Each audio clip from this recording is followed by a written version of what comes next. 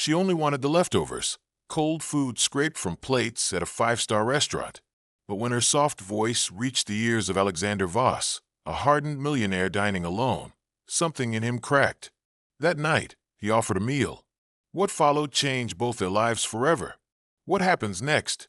Let's start the story. The rain was relentless that evening, falling in icy sheets against the glass windows of L'Argent, the city's most exclusive restaurant. Inside, candlelight flickered against polished crystal, and soft piano music floated through the air like perfume. It was the kind of place where CEOs toasted to mergers, and celebrities whispered over rare truffles and imported wine. In the far corner, alone at a table for two, sat Alexander Voss, self-made millionaire, tech mogul, and if one were to believe the tabloids, a man made of steel. He was dressed in an immaculate black suit, tailored to perfection, and stared absently at the untouched filet mignon cooling on his plate. The wine in his glass remained half full, and the smile he'd practiced for years in meetings had vanished long ago. Success, it turned out, could be a very quiet prison. He had everything: penthouse views, private jets, bank accounts that breathed fire, and yet he couldn't remember the last time he felt anything resembling joy. His assistant had scheduled this dinner as a wind down, a solo evening to reconnect with life, whatever that meant. But it was just another meal eaten alone, surrounded by strangers pretending to matter. He sighed and signaled the waiter to clear his table. Just as the man approached, someone else did too, from the outside. A girl, no, a woman, but small and soaked to the bone, stood just beyond the glass doors. Her clothes clung to her frame, more rags than fabric.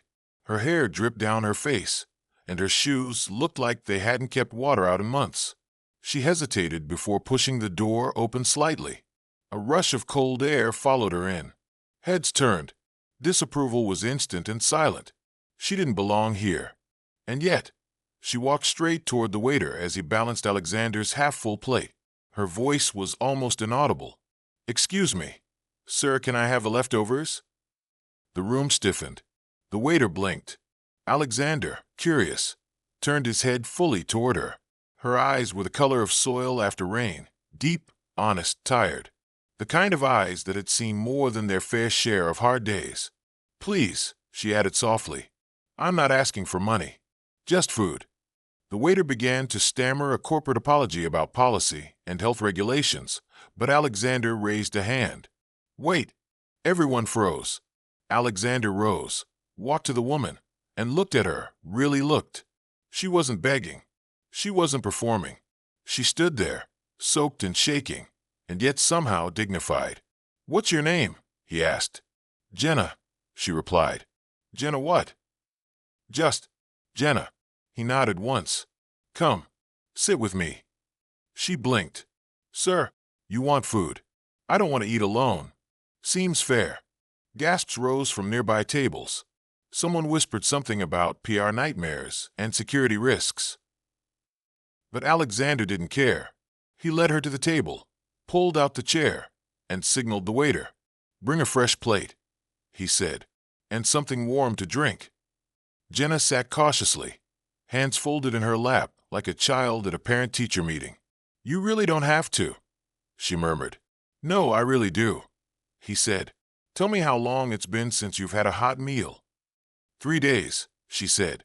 2, if you count expired soup from a shelter vending machine. He smiled slightly. "We'll make this one count then." They talked. She ate slowly, reverently, like each bite was a gift she wasn't sure she could keep. And as she did, she spoke of a life unraveled. Her mother died when she was 16. Her foster homes were cold. She had dreams once of becoming a teacher, but the world wasn't soft.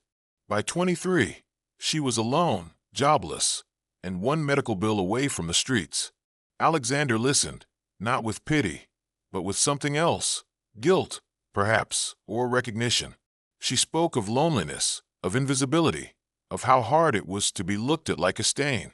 And when she apologized for taking up his time, he stopped her. "You've given me more tonight than anyone else has in years." They stayed until the restaurant closed. He called a driver to take her to a hotel, a real one, with warm towels and clean sheets. She cried when she saw the room. The next morning, he had his lawyer draft documents for a job, entry-level, but real, at one of his foundation's outreach programs. He didn't hand it to her as charity. He asked her, "Are you ready to take one step forward if I help build the road?" She nodded, eyes shining. Weeks turned into months. Jenna proved more capable than anyone expected. She worked harder than anyone in the office, learned fast, and never asked for more than she was given. Her past didn't define her, it fueled her. And Alexander?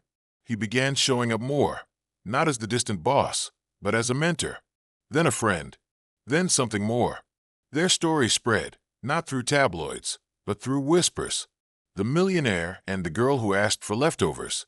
It sounded like a fairy tale, but it was built on something real. Not magic, not wealth, just one moment of human connection that changed two lives forever. And every year after that night, on the anniversary of their meeting, they dined at Argent together, at the same table. 2 meals, one story, forever.